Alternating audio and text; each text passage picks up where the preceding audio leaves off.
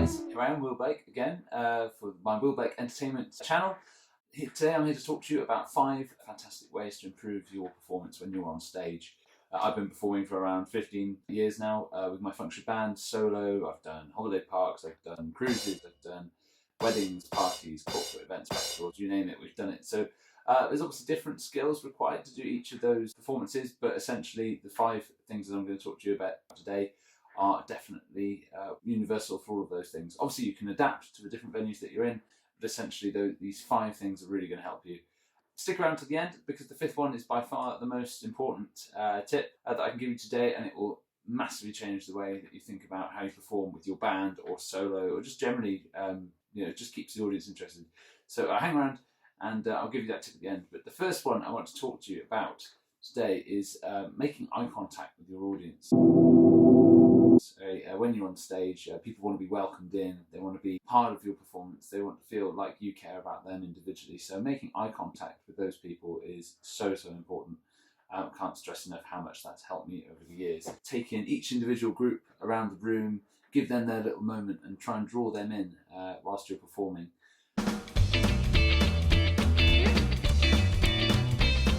So the next point I want to talk to you about is tailoring your set list to suit the crowd. Depending on which venue you're at, whether it be a wedding or a party or a festival or a corporate event, there's going to be a different crowd. You need to make sure that your set list is on point and absolutely targeted at those people. So the way you want to do this is maybe look at the age range that's going to be there, look at what interests they might have. If it's a wedding, then try and talk to the couple beforehand, find out what music they like and what their friends are into, and that'll give you a massive head start before you do the performance. Just making sure that it's tailored to suit your audience. It completely changed the way that me and my band perform. Now we've got sort of 5 or 6 different set lists that we have, and you make your life so much easier if you can tailor your performance to suit them. So yeah, really give that a go, guys, and make sure that it's all about just preparation. You honestly cannot do enough when it comes to preparing. Make sure you're ready for those gigs, and make sure that your clients get that personal experience, because at the end of the day, they've booked you. They want to see what you can do. They want to feel like they're your only client. They don't want to feel like they're just another tick in the box or just another gig for you guys. They want to feel like your performance for them that night is your day of the year as well as it is for them. It's their happiest day of their life, and you need to make them feel like it's the happiest day of your life as well, because you're the people on stage doing the show.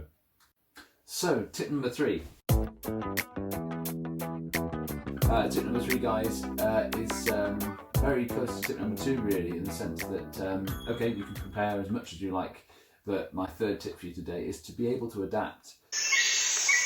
And the best way that you can be able to adapt to your crowd is to have as many songs in your repertoire as possible and be able to just play songs off the cuff with your band. I'd recommend any function band on the circuit, realistically, needs to have a minimum of 200 or 300 songs in their repertoire before they even go out on the circuit, because people are going to request big songs.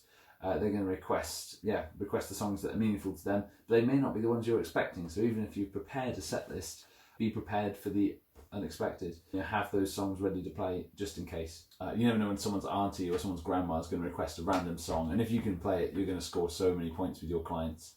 It'll just make their night, and I tell you what, it makes it so much more interesting for you and your band as well, because it means that you're playing different songs as opposed to just playing the same 30 songs again and again at every wedding. So yeah, big tip there. Make sure you learn as many songs as possible and be prepared to adapt. So tip number 4. Guys, tip number 4 is a really important one for me, and to a lot of bands it might seem a little bit silly, but have 4 or 5 really clear phrases memorized in your head that you use for all your shows, even if it's just quick lines like, is everyone having a good time?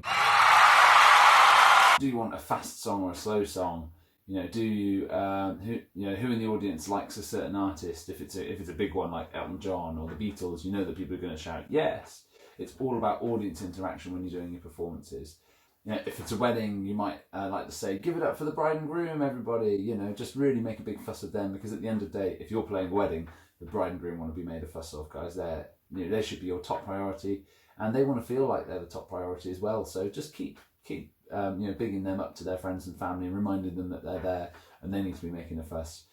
Same if it's a birthday party, keep referring to the birthday boy, the birthday girl, Even get them up on the stage to sing a song. Get them involved. That's the biggest tip I can give you. Just get your audience involved, get them interacting with you. Another big tip is to get them to sing the chorus.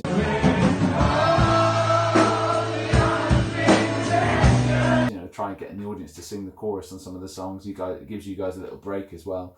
And just any audience interaction is a massive plus, and it'll make a huge difference to the way that your set goes and the way that you're feeling on stage as well, because you'll get that interaction with them, which will give you the gratification that, let's be honest, all of us musicians are after when we're on stage.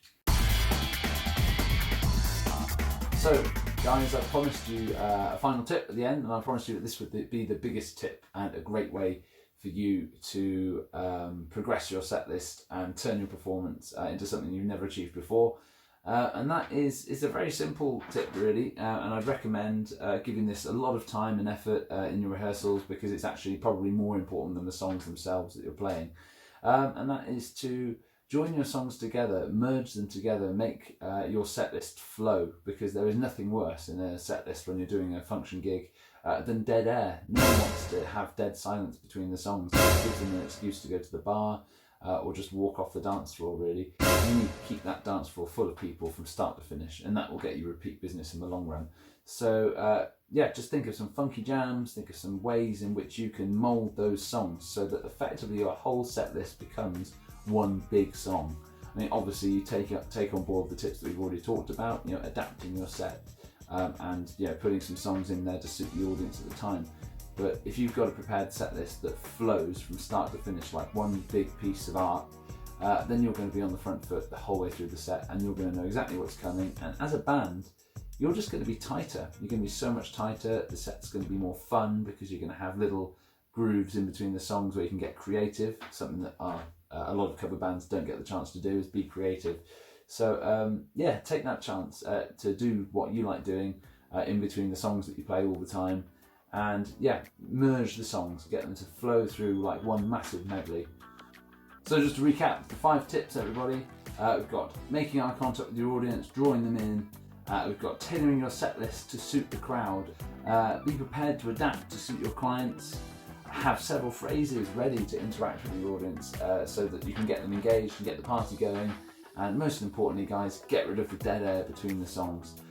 Just keep that set list flowing, keep the music going, keep the party going, and ultimately create a gig that everyone will remember for years to come, and you will hopefully just get a massive buzz out of doing that. Alright, so those are my 5 tips.